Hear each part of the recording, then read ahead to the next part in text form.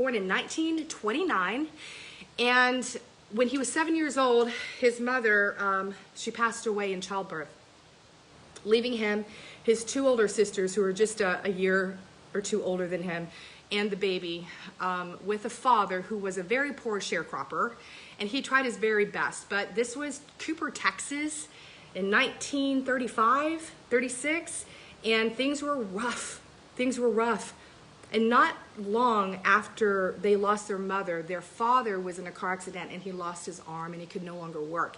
He could no longer provide for his family, and he turned them over to an orphanage. The orphanage was very poor. The kids were blessed and lucky if they got one meal a day. Half of them didn't even have shoes. Well, there was a little bit of a dowry that they had, and they snuck into the office one night and they stole it, and they took that dowry and they bought a ticket to Dallas, Texas, because they knew that they had an aunt there, their father's sister, whom they had never met before. And when they got there, she turned them back and said, "I can't even feed my own kids. I can't take care of you." And they were sent back to the orphanage. About 6 months later, they were adopted by a young couple because they needed people to help them work on their farm. They were also sharecroppers for a cotton farm. And so at the age of 8, this little boy was now walking 2.5 miles to pick cotton from dusk till dawn. He was taken out of school in 2nd grade. And he was not treated well by the other employees. He was spat at, he was called names, but he kept doing what he was told to do by his new adopted parents. And he did this from the age of 8 until he was 14. And this family was very abusive, very abusive to him and his sisters. The sisters left home by the age of 14, one married at 15. And there was a bike there on the property, and he asked if he could fix up that bike. And the owner of the property said yes. And if you come here early enough, an extra hour early every day, I'll give you an extra 5 cents. And within 6 weeks, he was able to earn that bike. Even though he fixed it, he earned it. He rode home that night on that bike, and his adopted mother wanted to know where he got the money.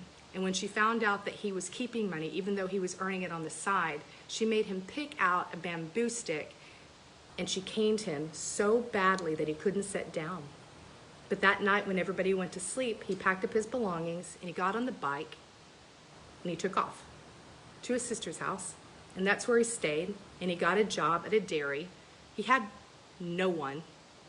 And from the age of 14 until 18, he worked at this dairy with no family except for his sister, who was now raising children. And when he was 18 years old, he got a job at General Motors. And he went on to meet a lovely woman and have 8 kids. And one of his kids at one point said, "You know, Dad, I heard this story over and over and over, and I just want to know, how did you keep going? How are you so consistent?" Because he earned a plaque after 30 years of being with General Motors for not missing one day of work. How is he so consistent? And his answer was, "You know, there was not one person in my world that ever told me that I was valuable." He said, "But I knew that I was, because God doesn't make junk." And he said, "So I just kept going until I found someone that saw me properly." He said, "I knew it would be a matter of time." And he did. And he became a great person. Now I want to tell you a story quickly about a woman who was sitting in her garage, and she was looking at her Jaguar, and she was also looking at her Corvette. And she's like, "Which one do I want to take?" And she sat there and she thought about it over and over and over. It was a big decision. And then she went back in the house and she went back upstairs to where a suitcase was waiting for her. She got the suitcase, and as she started walking down the stairs, she stopped because her knees wouldn't bend, her legs wouldn't go, because she was consumed with fear. And she sat in the middle of those stairs and she cried her eyes out. And when she finally looked up, the first thing that she saw was a painting that she had purchased in France the year before. It was a 300-year-old painting, very old, very expensive, very amazing. And she saw Christ in the middle of that.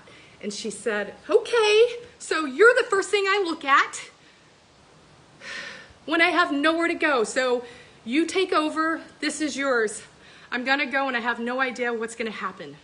You see, what she was doing was she was about to leave a very abusive marriage, physically and verbally, and she was tired of hiding the wounds. She was tired of trying to act like everything was okay.